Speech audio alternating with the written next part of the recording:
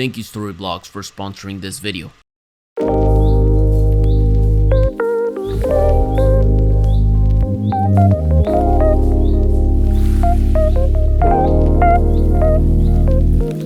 I'm about to show you guys how I film most of my YouTube videos and give you guys a quick tour of the entire process. Judging from last week's poll, a lot of you seem to like the idea, so here it is. Most of my creation process starts with a story, and that is simply because I love filming a story with tech. Using Notion allows me to organize my storyline by sections, which I can then attach scripts and shots for each scene.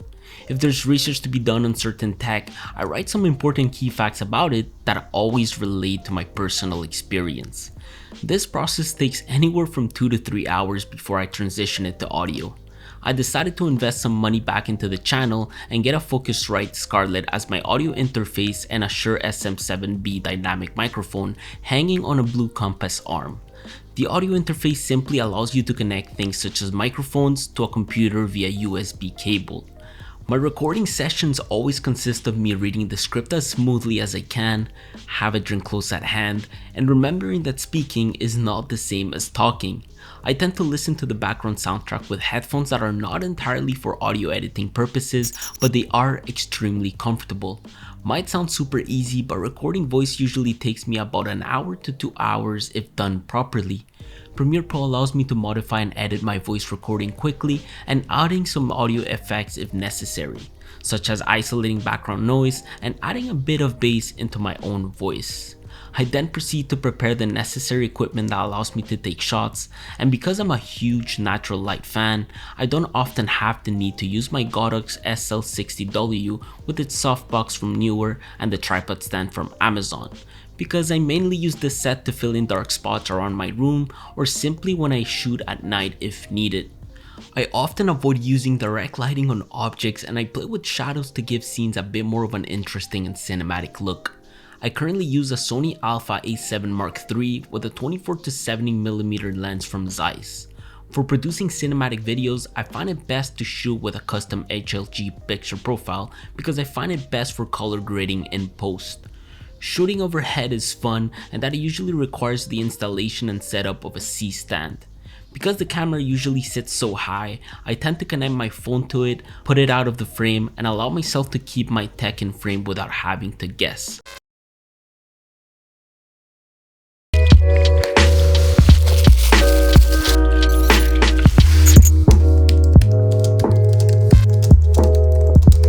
But most of the time, I have to admit, I do use a $10 tripod I got from Best Buy when I used to work there. I haven't had the need to change it yet, but soon enough I would love to invest into a multi-purpose tripod from Manfrotto. Also, knowing camera basics will allow you to create better videos. I use various focal length to create the most common type of shots: wide shots, medium shots, and close-ups. Because having these type of shots generally allow you to tell a more compelling story and give some dynamic to the video itself.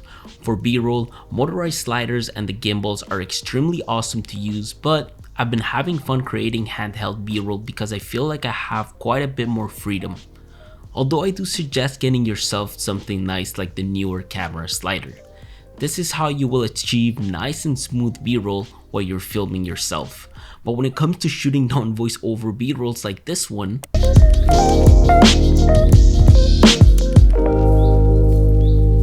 I sit down with myself, find the right music to stimulate my brain, and come up with the shots and movements to make this stuff happen. Consuming content helps a lot because it stimulates my brain to come up with cool scenes. I know, it is super freaking weird. And if you're wondering what type of microphone I just used, well, it's a Rode VideoMic Pro. All of this footage is handled by an Intel Core 10980XE with an RTX 2070 from EVGA and 32GB of RAM by XPG. Pairing this up with the Dell U3417W ultra-wide monitor and some Audio Engine A5 speakers allow me to have the ultimate editing experience for myself. The editing.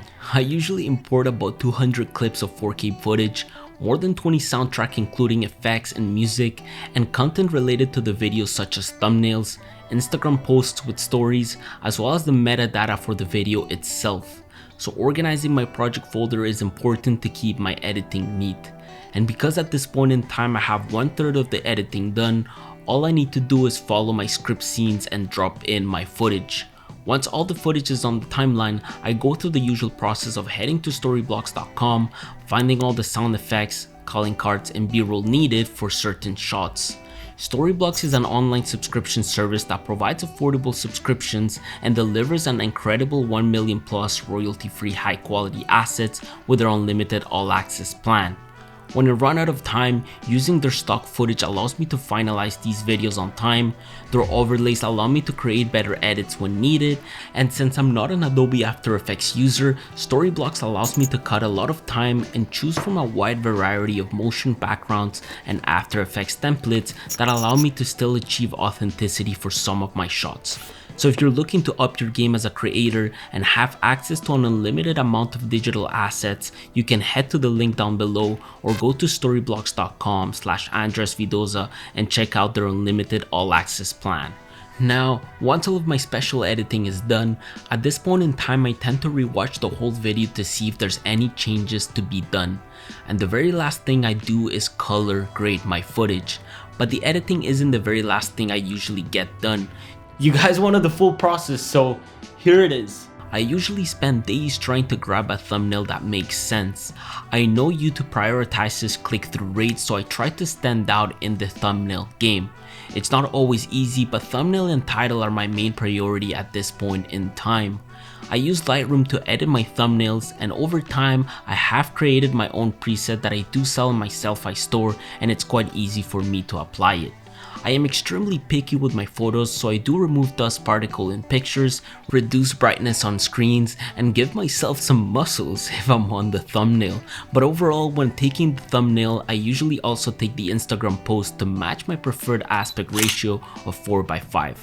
I try to avoid clickbait, but at the same time I don't, simply because the news and the headlines are what sell. I try to come up with good titles by using Google Trend and making sure I understand my analytics to see what you guys enjoy the most.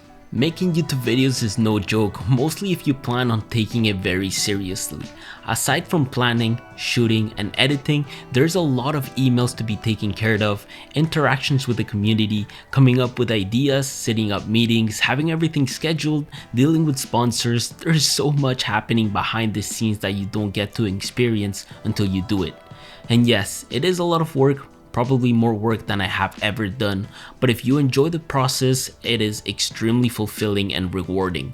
I hope this video answers all your questions and provides some transparency into the channel. I'm here for the long run, so let's drive this channel to the millions. Take care, guys.